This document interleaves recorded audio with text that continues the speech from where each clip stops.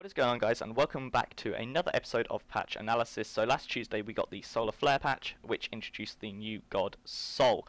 Now, Sol is really strong, not quite to the point where I would say completely broken and overpowered, but definitely needs a nerf, and I won't be surprised if next Tuesday or at some point we do see a nerf for Sol.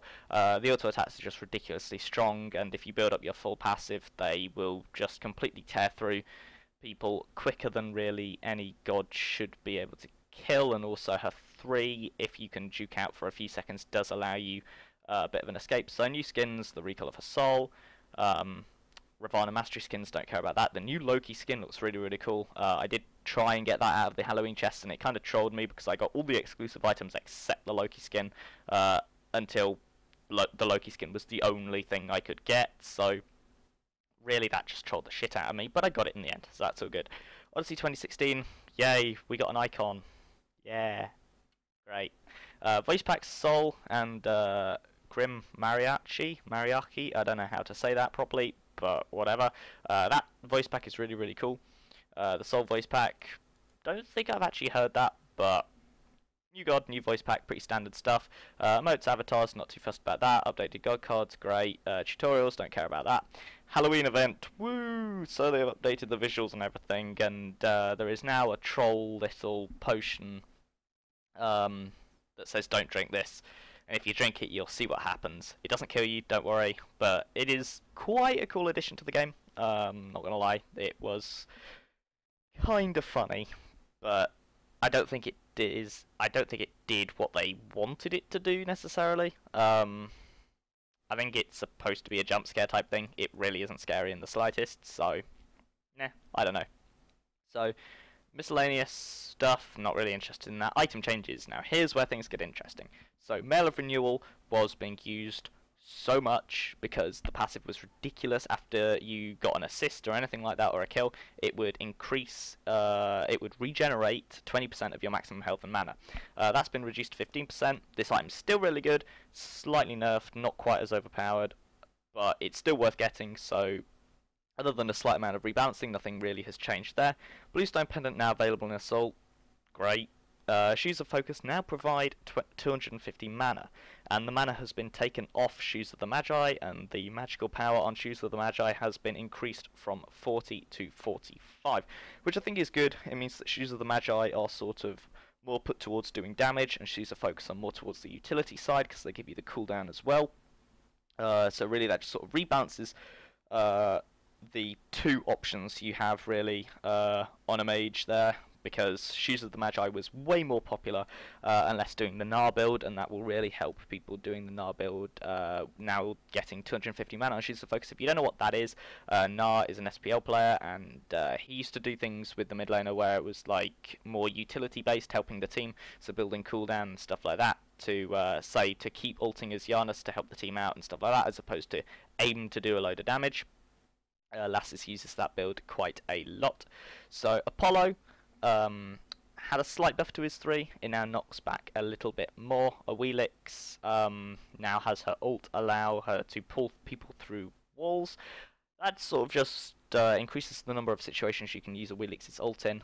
Before you couldn't really use it in that many situations. It was very as it says in the description as to why they did this buff, it was a very short sort of time scale when you had to press your ult in order for it to work properly. So this is really good. It means that more people can play Awilix in more situations, and you're not quite so reliant on having perfect timing and worrying about people getting away behind walls. It's really strong now. Going back to the Apollo thing, don't really think that's too much of an important change. Cabrakan, just don't talk to me about Cabrakan. He's still going to be crap. However, I don't know, he works in really random situations, but he just doesn't get played because he's terrible. Cabrakan's just broken and just is that god that's just going to be always on the side, and he's just never going to be consistently used just because his ability set is just so useless in the majority of situations. So Chuck has had a slight buff to his rain dance. I say slight, that's quite a significant buff. 10% increased to the slow. Now, really, I don't see Chuck being overpowered. It's just sort of, I guess we're seeing a lot of Guan Yus and Sun Wukongs. I think it's just to bring Chuck sort of up there with the other warriors like Sun Wukong and Guan Yu, just to sort of see a bit more variety.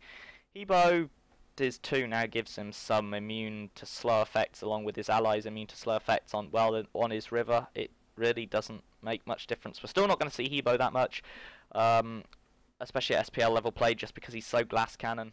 Hui Yi, not really sure what they were attempting to do here. I mean, they buffed his ricochet quite a lot and his dive bomb. Now that's made those abilities quite strong. However, do I see him being played more than people like Apollo and Medusa?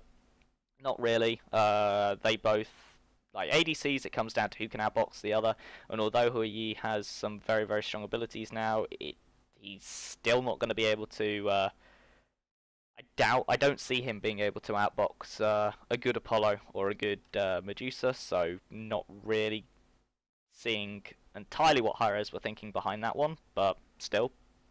Mercury buffed his passive, slight buff to his 3. Now that's quite a significant buff to his passive. It now gives you 75% bonus damage for max distance travelled, as opposed to 50% bonus damage. Don't think it's going to make Mercury played any more than he already is. Maybe a little bit more, but again, it's a buff, but compared to the Circuits of this world and the Bolognas in jungle, I just don't really see Mercury being played. He just still can't stand up to them and provide as much for the team.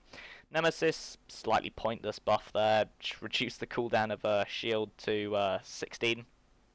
I guess it's useful.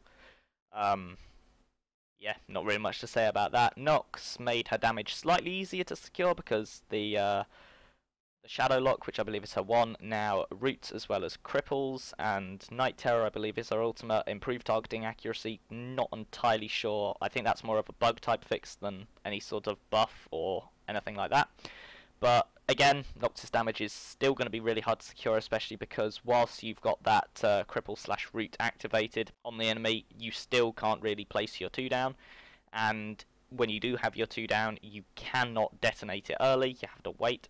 Sobek, now this is interesting. They've reduced the mana cost on his 1, they have reduced the mana cost on his 3, but his ultimate has been buffed an absolute ton. He now increases his protections by 30% while submerged. That's ridiculous. You're probably not going to kill a Sobek while he's in his ult. That's huge. And now the slow has been increased from 15, 20, 25, 30, 35 to 20, 25, 30, 35 and 40%. Now, that's not a lot, but when combined with the fact that you just won't be able to kill him now, that's quite a significant buff. I wouldn't be surprised to see Sobek played a little bit more, especially if you see people like Geb and Athena get banned out. You're going to see the Khepri and Sobek come out, but I mean, he still doesn't put him on par with Geb or Athena. They're just still the 2 strongest supports, but Sobek is definitely an option you could go for if those 2 get banned out. Tier, change stance, increase defense, stance protections slightly, and decrease the cooldown. Not a huge change there, just probably a slight bit of rebalancing. Maybe just to bring him a bit closer to where Sun Wukong and Guan Yu are at the moment. Not really sure about that, but that's what it seems like. Vulcan, bug fix. Xingtian, nerfed again.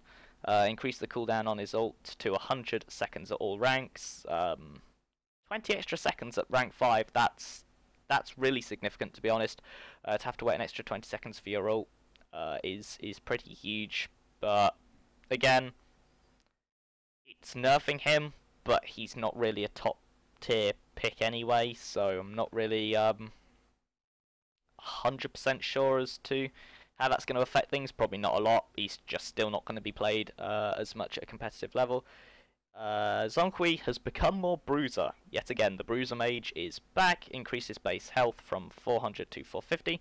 Health per level has been increased from 75 to 85, and magical protection per level increased from 0 to 0.9. So the Bruiser Mage idea has come back, and this is the original point of Zhong Kui. Was supposed to be the Bruiser Mage type thing, and that didn't really work out. But Now they seem to be trying it again. It'll be interesting to see whether he will get played on mid lane, where he gains magical protection, so he can take more poke from the enemy mid laner, or whether we'll see him in places like solo and stuff like that. It'll be interesting to see how the pro players utilize that. So now, changes that they made to the patch notes. They were going to increase Chuck's Rain Dance slow a bit more, but they didn't increase it as much. They only increased it to 15, 20, 25, 30, 35 rather than 20, 25, 30, 35, 40. Sol, they nerfed. She needs nerfing again. They were going to change the magical power scaling down to 10% on Jingtian's ult. However, they didn't. They left it at 20%. I think that's absolutely fine. Now here's the one I don't get why they changed. They were going to change the tick damage done by Bluestone Pendant to 26, but they reverted that and changed it back to 30. Why? That item, like Bluestone Pendant, needs a nerf in my opinion. You see people running Sun Wukong in jungle and stuff like that getting Bluestone Pendant third item. If you've got a starter item which is so strong that people are willing to buy it third item, which is not in the starter item slot, if people are buying it outside of the start of the game, it's broken, it needs nerfing. That's just my opinion. If you have a different opinion, leave it down in the comments. But yeah, I think Bluestone Pendant is slightly too strong and does need bringing down slightly. But anyway, that's it for the video, guys. I hope you enjoyed it. If you did, leave a like, subscribe to see more. If you have any opinions on the patch notes, leave them down in the comments, and I will see you guys next time. Thank you very much for watching. Goodbye.